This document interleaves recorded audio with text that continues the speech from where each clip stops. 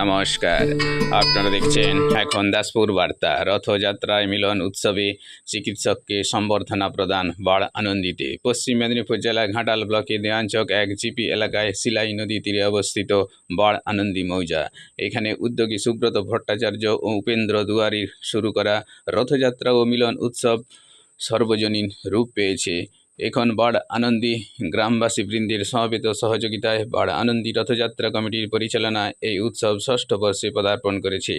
এই উৎসবে তৃতীয় দিন 18 জুলাই তথা 1 শ্রাবণ এই কমিটির সভাপতি প্রণব জানার পৌরোহিত্যে বড় আনন্দী গ্রামের গর্ব ক্যান্সার চিকিৎসা বিশেষজ্ঞ gold medallist doctor Pritam Kumar মণ্ডলকে বিশেষ সম্বর্ধনা প্রদান করা হয়েছে।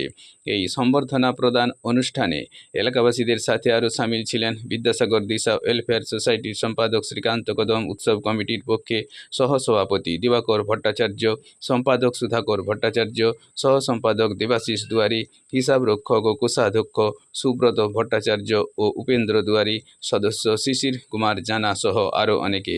সমগ্র সভা সঞ্চালনায় ছিলেন এই প্রতিবেদক শ্যামসুন্দর তুলই।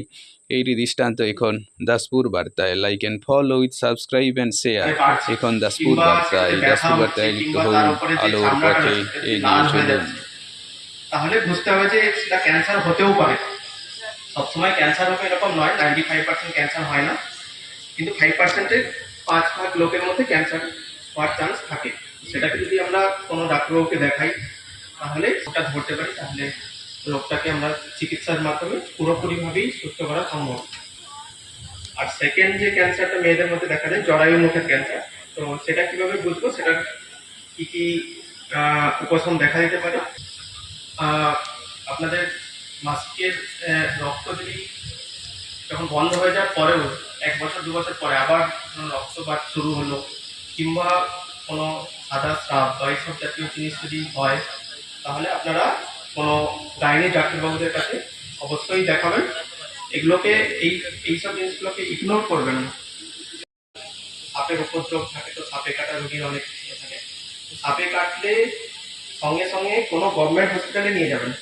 সাপে কাটার যে চিকিৎসা, যে অ্যান্টিভেনম, সেটা কিন্তু গভর্নমেন্ট হসপিটালেই উপলব্ধ, এবং সাপে কাটা রোগীদের যত তাড়াতাড়ি আপনারা হসপিটালে নিয়ে যেতে পারবেন তত তাড়াতাড়ি সাপে কাটা রোগীদের ক্ষেত্রে এক একটা মিনিট এক একটা মুহূর্তের মতো হয়। যদি আপনারা যত তাড়াতাড়ি হসপিটালে পৌঁছতে পারবেন তত কিন্তু পেশেন্টের বাঁচার সম্ভাবনা বেড়ে যাবে। তো আমরা বিনীত অনুরোধ থাকবে, তাহলে যদি কাউকে সাপে কাটে সঙ্গে সঙ্গে দেরি না করে কোনো ওঝা বা গুণিনের কাছে না নিয়ে গিয়ে সঙ্গে সঙ্গে গভর্নমেন্ট হসপিটালে নিয়ে যাবেন। এখানে গেলে আপনাদের সঠিক চিকিৎসাটা পাবেন, এবং সাপে কাটার যে অ্যান্টিভেনম সেটা কিন্তু গভর্নমেন্ট হসপিটালেই সাপ্লাই থাকে, আর কোথাও কোনো বেসরকারি হসপিটাল বা অন্য কোথাও কিন্তু সাপ্লাই থাকে না। এইগুলোই আমার বলার ছিল।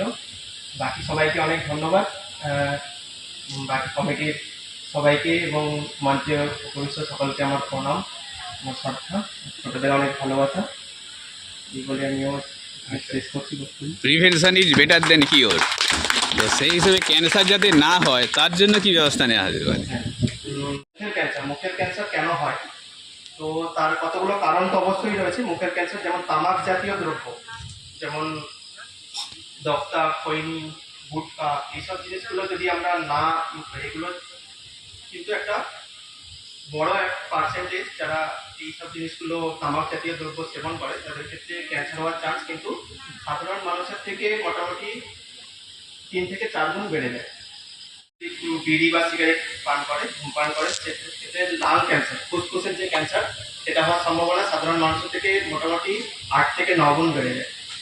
এবং বাকি আর যেমন খাবার দাবার প্রিজারভেটিভ যেগুলোতে থাকে, যেগুলো মানে ধরুন কৌটোজাত খাবার, যেগুলোতে অনেকদিন ধরে প্রিজার্ভ করে রাখা যায়, এইসব খাবারগুলো একটু অ্যাভয়েড করাটাই, এবং বেশি তেল মশলা খাবার অ্যাভয়েড করাটাই একটু বেটার। সেগুলো থেকে পেটের ক্যান্সার বা এগুলো হওয়ার চান্স থাকে, যেগুলো আমাদের অনেক গবেষণার মাধ্যমে পাওয়া গেছে যে প্রিজারভেটিভ যেগুলো দেওয়া থাকে, যেগুলো টিনের কৌটোর মধ্যে খাবার যেগুলো থাকে, যেগুলো অনেকদিন ধরে প্রিজার্ভ করে রাখা হয়, সেই খাবারগুলোর মধ্যে পেটের আলসার, পেটের ক্যান্সার এগুলো হওয়ার সম্ভাবনা অনেক বেড়ে যায়। তো সেগুলো যদি আমরা একটু অ্যাভয়েড করতে পারি, একটু হেলদি লাইফস্টাইল, সেগুলো হলে অনেকটাই প্রিভেন্ট করা যায়।